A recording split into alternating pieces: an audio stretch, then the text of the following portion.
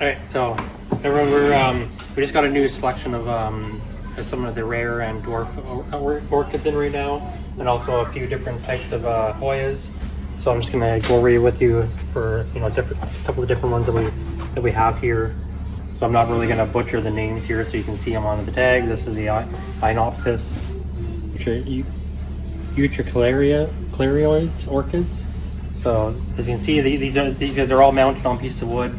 Lots of roots going on here. I'll tell you a little more about for care-wise in a second. This is another species that we brought in.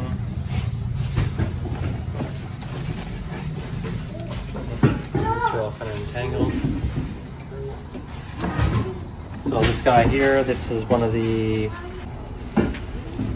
Lycockii orchids. See a nice root system on this one. Leaves are a little bit different, more that kind of pencil look of the leaf. Let's see what else we got here. These are more kind of the dwarf varieties. This is a Dendrobium jenkinsii, variegated. Nice variegation on the leaf, the white and green. A good root system. I love how they mount them on these pieces of plastic as well. Great, easy way for hanging.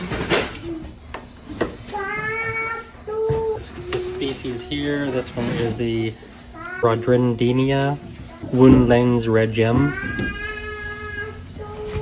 Again, quite nice root system on a little cork or a coconut core piece of wood there.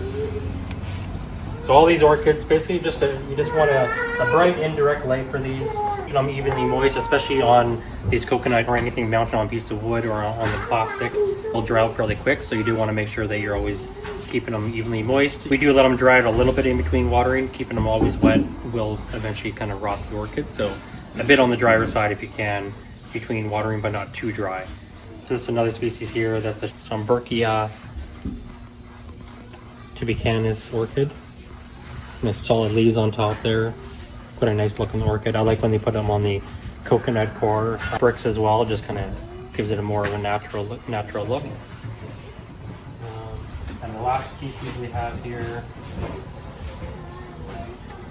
this one is the Orchidsii orchid. So again, a little bit of different look. Almost kind of looks like a coconut tree. The leaf, as coconuts start to leaf out. But again, got a piece of the coconut core on the bottom just to hold more moisture, so it's not so open like some of the other varieties of orchids there, where the roots are a bit more exposed. But again, they did have the coconut core there. It's just that the roots have basically entangled the whole coconut. Devoured that one. Yeah, I think that's about it for the orchids. We do have more coming in, some more dwarf species that are very small, and some orchids that are a little bit larger as well. And we do have a lot of Hoyas, but we can always do a Hoya list on the next video. Alright, so I hope you liked the video, subscribe, and we'll see you again on the next video.